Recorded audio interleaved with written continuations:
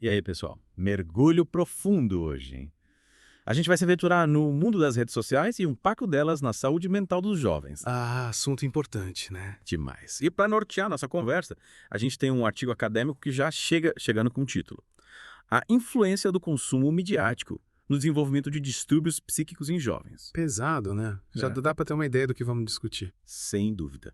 A gente sabe que as redes sociais são aí para ficar, mas a preocupação com os impactos, principalmente nos mais jovens, só cresce.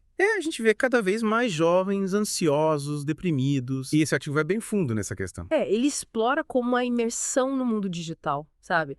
Pode influenciar e muito a saúde mental da galera. É como se a gente estivesse jogando um monte de informação, de imagem, tudo muito rápido na cabeça de quem ainda está se formando, né? Exatamente. Imagina só. Uhum. Você tá ali naquela fase da adolescência, cheio de dúvidas e inseguranças, tentando se entender, se encaixar no mundo. Aquela fase já é complicada por si só, né? Pois é. Aí, de repente, você se vê bombardeado por imagens, informações e que mostram uma realidade tipo, perfeita, sabe? Entendi. E Uma a- realidade idealizada que não existe de verdade. Isso. E aí, como lidar com essa pressão toda? É muita coisa para processar, né? Demais. E o artigo coloca a adolescência como um ponto crucial nessa história toda. Por quê? Porque é uma fase de descobertas, né? De formação da identidade e as redes sociais acabam influenciando diretamente esse processo. Mas como? Como essa influência acontece na prática? Boa pergunta. O artigo explica que a adolescência é um período chave na construção do eu, na definição de valores, crenças, limites. É quando a gente busca validação, quer se encaixar, ser aceito. Normal, né? Todo mundo quer se sentir parte de algo. Claro. Mas aí entram as redes sociais com essa overdose de informação, de imagens idealizadas. E isso acaba distorcendo a forma como os jovens se enxergam o mundo. Entendi. É como se as redes sociais fossem um espelho, mas um espelho mágico, sabe? Que distorce tudo, que cria uma imagem ideal, inatingível. E o artigo vai além, usando até conceitos da psicanálise para explicar essa dinâmica. Ele fala, por exemplo, da nossa necessidade natural de sermos admirados, de nos encaixarmos. Faz sentido, a gente é um bicho social, né? Tá.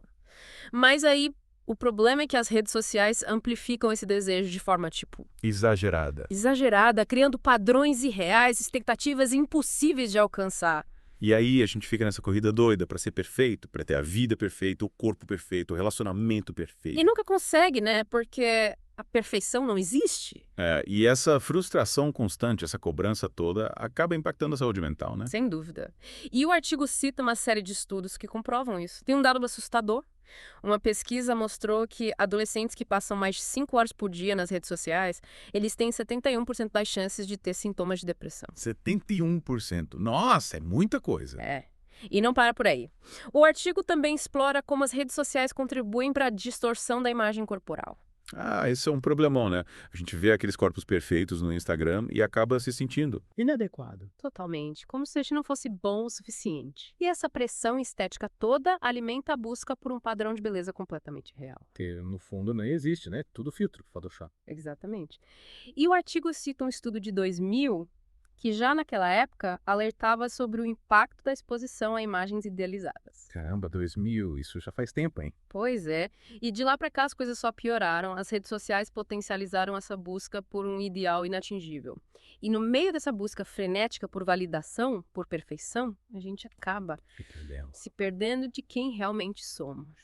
O artigo usa o conceito de self verdadeiro versus falso self para explicar isso. É como se a gente criasse uma máscara, um personagem pra mostrar pro mundo, né? Exatamente. E no fundo, essa máscara esconde quem a gente é de verdade. A gente acaba vivendo uma vida Artificial? artificial. E isso só aumenta a insegurança, a ansiedade. Nossa, quanta coisa pra refletir, né?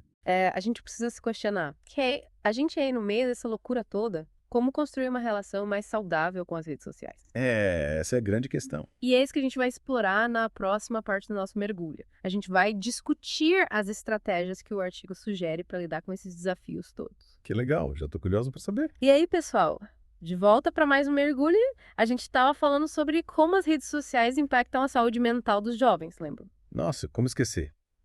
Aquela estatística de 71% tem mais chances de ter depressão se ficar mais de 5 horas por dia nas redes. Pois é de assustar, né?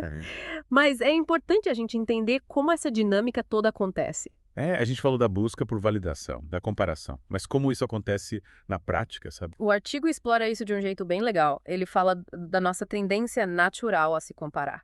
Sabe, a gente sempre quer saber como a gente se sai em relação aos outros. Normal, né? Todo mundo quer saber se tá na média, se tá bem. Claro, só que nas redes sociais, essa comparação, ela fica meio distorcida, sabe? A gente só vê o lado bom, né? A foto perfeita, a viagem incrível, o relacionamento dos sonhos. Exatamente, aí fica difícil não se comparar e se sentir inferior. É como se a gente estivesse competindo numa corrida que a gente nem sabe as regras, né? E o pior é que essa comparação, ela gera uma ansiedade, uma pressão. A gente se sente obrigado a acompanhar o ritmo frenético, né? Postar, curtir, comentar, responder. Ufa, é É. muita coisa. E tem uma pesquisadora, Sherry Turkle, que fala sobre isso. Ela disse. Ela fala que essa comunicação online, apesar de dar a sensação de conexão o tempo todo, pode acabar nos isolando mais. Faz sentido. A gente fica tão focado no mundo virtual que esquece do real. E se cobra para estar disponível o tempo todo, sabe? Para responder na hora, ter a resposta perfeita, a foto perfeita. Acabamos vivendo uma vida online e não uma vida real, né? E essa pressão para estar sempre ligado, para acompanhar tudo, só aumenta a ansiedade. Aquela coisa, a gente tem medo de ficar de fora, né? A famosa FOMO. Isso mesmo. E aí a gente entra num ciclo vicioso, sabe? Busca validação, se compara, se sente ansioso e busca mais validação para tentar se sentir melhor. E essa busca por validação, ela meio que alimenta a nossa insegurança, né? Totalmente. O artigo fala sobre isso também. Ele destaca como essa dependência da validação externa pode levar a comportamentos compulsivos nas redes sociais. Tipo, ficar o tempo todo checando o celular, né? Vendo quantas curtidas a foto teve. É. A gente fica refém dessa aprovação dos outros. Como se libertar disso? Essa é a grande questão. Mas antes, vale a pena a gente falar sobre outro ponto importante que o artigo levanta. O impacto das redes sociais na formação de valores e na construção da identidade. Nossa, é verdade.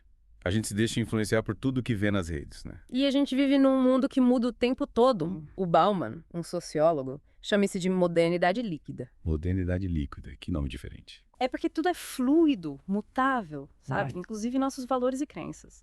E as redes sociais, com essa avalanche de informações, só intensificam essa sensação de que nada é permanente. A gente fica meio perdido sem saber em que acreditar, né? E essa falta de referencial, essa fragmentação da identidade, essa busca por validação externa, tudo isso contribui para um estado de ansiedade generalizada. E a gente acaba se sentindo pressionado a se encaixar em padrões que nem sempre fazem sentido pra gente, né? Exatamente. E o pior é que as redes sociais também influenciam a forma como a gente lida com as emoções. Como assim? A gente se costuma mostrar só o lado bom da vida, sabe? A usar filtros para esconder as imperfeições. A gente cria uma versão idealizada de nós mesmos, né? E acaba reprimindo as emoções negativas como tristeza, raiva, frustração. E isso não é nada bom, né? A gente precisa aprender a lidar com todas as nossas emoções. Com certeza. E o artigo fala da importância de a gente se permitir ser vulnerável, sabe? De mostrar que a vida não é perfeita. A gente precisa se libertar dessa ditadura da felicidade, né? Exatamente. E é importante a gente lembrar que as redes sociais são só uma parte da nossa vida. A gente precisa ter equilíbrio, né? E na próxima parte do nosso mergulho, a gente vai falar justamente sobre isso. Como construir uma relação mais saudável com as redes sociais. Que bom. Já tô ansioso pra saber. Chegamos na Claro. parte final do nosso mergulho. E agora? A gente já viu os perigos, as armadilhas, mas como construir uma relação mais saudável com as redes sociais? O artigo dá alguma dica? Sim, ele dá. E a primeira dica, talvez a mais importante, é diálogo. Diálogo. A gente precisa conversar abertamente com jovens sobre tudo isso que a gente discutiu aqui. Tipo, sobre a busca por validação, a comparação, a pressão estética. Exatamente. Mostrar pra eles os riscos, ensinar a ter um olhar crítico. Mas como fazer isso sem parecer chato, sabe? Sem ser o velho falando pra desligar o celular. É que tá. A gente precisa ter empatia, sabe? Vou ouvir de verdade o que eles têm a dizer. Entendi. Não é impor, é conversar. Isso. Criar um espaço de confiança onde eles se sintam à vontade para falar.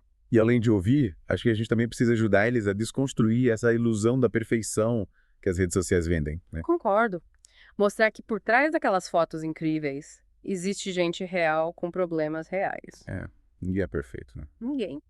E mostrar isso é importante para que eles não se sintam pressionados a ser algo que não são. E a gente também precisa dar o exemplo, né? Com certeza. Não adianta falar para eles se desconectarem se a gente tá o tempo todo no celular. A gente precisa praticar o que prega, né? Exatamente. E outra coisa importante é fortalecer a autoestima deles. Autoestima. Não, sim. Ajudar eles a construir um senso de valor próprio que não dependa da aprovação dos outros, sabe? Mas como a gente faz isso? De várias formas.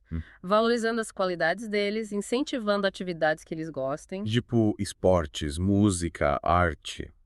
Mostrar que eles são importantes pelo que são, não pelo que têm ou pelo que mostram nas redes sociais. É como dar um abraço na alma, né? Isso. E por último, mas não menos importante, a gente precisa falar sobre educação digital. Educação digital, o que é isso? Ensinar os jovens a usar as redes sociais de forma crítica e consciente. Ah, entendi. Tipo, É. saber identificar fake news, entender como os algoritmos funcionam. Isso mesmo. Mostrar que as redes sociais podem ser usadas para coisas boas também, mas que é preciso ter cuidado.